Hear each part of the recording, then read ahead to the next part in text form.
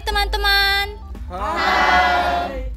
Kami dari kelas Agroteknologi 4, Program Studi Agroteknologi Fakultas Pertanian Universitas Nusa Cendana, pada hari ini Sabtu 20 Mei 2023, tempat memperingati Hari Kebangkitan Nasional, kami melakukan praktikum acara keempat, yaitu pembuatan pupuk bokasi yang dibimbing langsung oleh Ibu Agustina Eti Nahas, SPMSI. Teman-teman, adapun tema dari praktikum kita kali ini adalah menghidupkan tanah, menebarkan harapan, bokasi, inovasi, kebangkitan nasional untuk pertanian berkelanjutan. Faperta Undana, jaya, jaya, jaya. Ayo teman-teman, mari kita bekerja. Siap. Alat-alat yang akan kita gunakan pada praktikum kali ini adalah yang pertama ada sekop. Sekop akan kita gunakan untuk mengaduk bahan-bahan yang akan kita jadikan pupuk bokasi. Nah, selanjutnya di sini ada centongan. Centongan kita gunakan untuk mengaduk larutan M4 dan gula nantinya. Dan kemudian di sini ada parang. Parang akan kita gunakan untuk mencacah bahan-bahan ini. Kemudian ada juga timbangan. Timbangan kita akan gunakan untuk mengukur bobot daripada bahan-bahan organik ini. Kemudian dan yang terakhir di sini ada alat penyemprot, kita gunakan untuk menampung larutan M4 yang akan kita pakai untuk menjadikan ini sebagai pupuk bokasi. Selanjutnya adalah bahan. Adapun bahan-bahan yang diperlukan dalam pembuatan pupuk bokasi ini, yang pertama adalah tanah yang sudah dicampur dengan kotoran sapi sebanyak sebesar 100 kg. Kemudian yang kedua adalah sekampa dibakar sebanyak 25 kg. Kemudian di sini ada dedaunan hijau dan juga dedaunan kering. Dedaunan hijau ini antara lain 30 kg daun kerinyu, kemudian 30 kg daun kering, kemudian ada juga 30 kg daun gamal. Berikutnya ada juga serbuk kayu, yaitu sebanyak 50 kg. Ada juga daun keladi sebanyak 30 kg. Kemudian ada batang jagung, batang pisang, dan juga sisa sayur organik.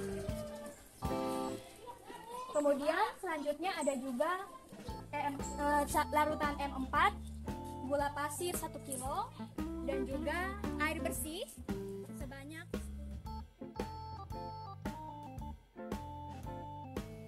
Ya, selanjutnya kami melakukan pengenceran larutan M4 sebagai dekomposer untuk pembuatan pupuk bokasi.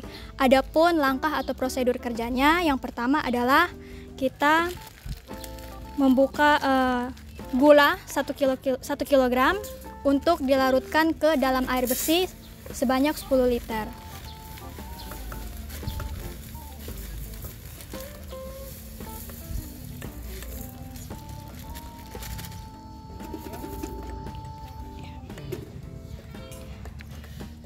Kemudian setelah memasukkan gula ke dalam air bersih ini, diaduk hingga rata menggunakan sendok. Kemudian selanjutnya adalah melarutkan larutan M4.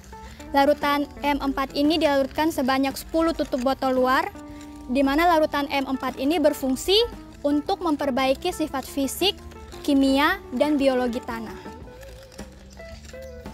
Seperti sudah terlihat, di mana larutan M4 ini sudah diaduk hingga rata, dan langkah selanjutnya adalah kita mendiamkan larutan M4 ini selama 20 menit. Setelah larutan M4 didiamkan selama 20 menit, selanjutnya kami memindahkan larutan ini ke tempat semprot atau alat tangki.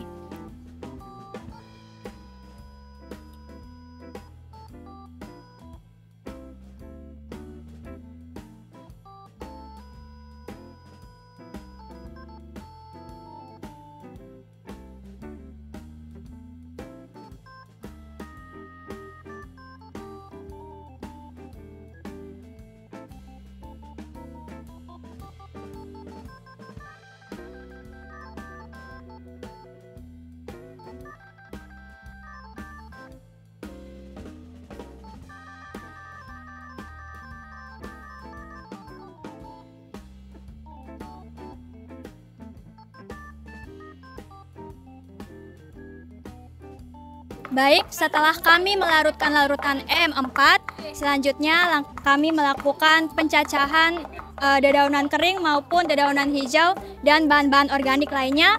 Seperti yang sudah terlihat di belakang saya, teman-teman saya sedang melakukan pencacahan, antara lain ada batang keladi, batang jagung, kemudian dedaunan hijau, dedaunan kering.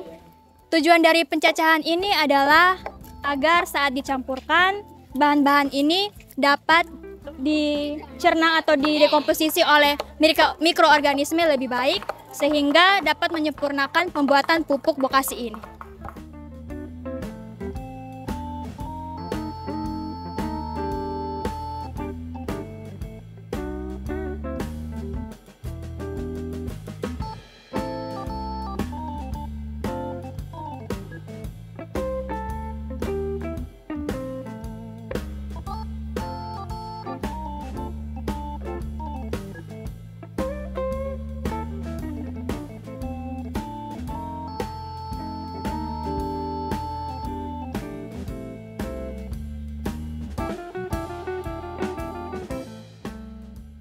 Selanjutnya adalah kita perlu mencampurkan semua bahan organik yang sudah kita cacah dengan bahan-bahan lainnya seperti sekam bakar, kemudian ada serbuk gergaji dan juga pupuk kandang.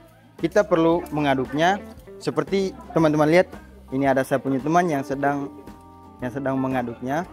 Nah, kita perlu mengaduk ini sambil menyemprotkan larutan EM4.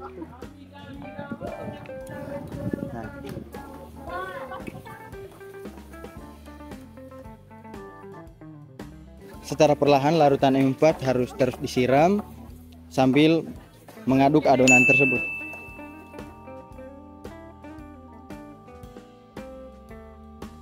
Penyemprotan akan terus berlanjut sampai ketika kelembabannya dirasa sudah cukup.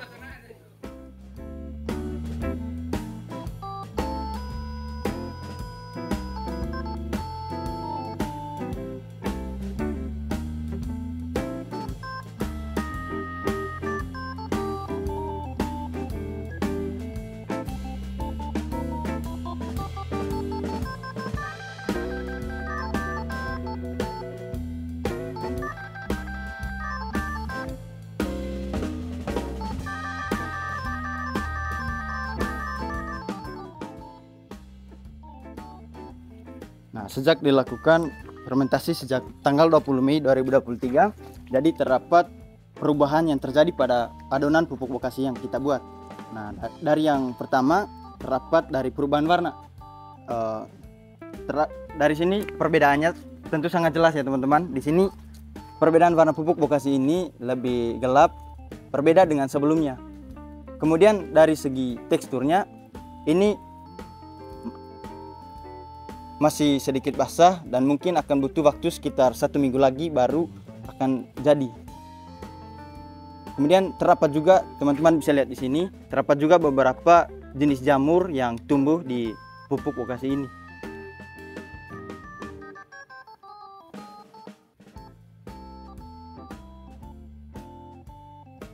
Baik, dilihat dari keadaan pupuk bokasi ini, dilihat dari teksturnya, di mana pupuk ini sudah mulai gembur seperti tanah yang subur.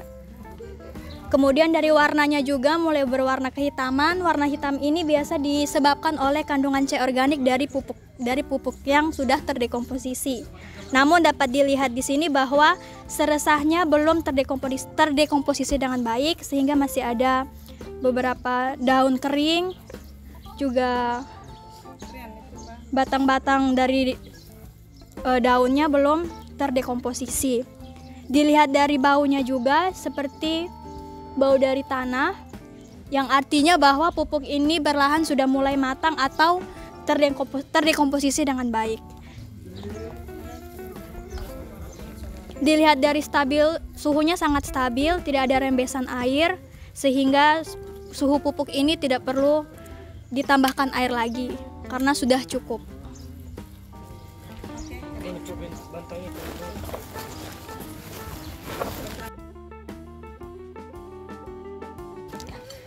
Seperti yang sudah terlihat bahwa pupuk bokasi yang kami buat ini sudah matang atau sudah jadi. Dilihat dari bau, tekstur, dan juga warna pupuk bokasi ini.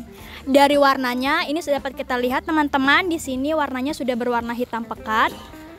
Dan untuk baunya ini seperti bau tanah gembur atau tanah yang subur dan tidak mengeluarkan bau busuk atau bau-bau yang lain. Kemudian dari teksturnya juga ini sudah seperti remahan atau tekstur seperti tanah. Dan dapat dilihat di sini bahwa dari sayuran limbah organik dan sisa-sisa seresah sudah terdekomposisi dengan baik, sehingga pupuk bokasi ini sudah jadi dan sudah siap diaplikasikan. Baik, selanjutnya kami akan melakukan pengemasan pupuk bokasi yang telah jadi ini ke dalam plastik benik yang berukuran sedang, di mana masing-masing teman-teman sudah memegang plastiknya. Bisa dilihat.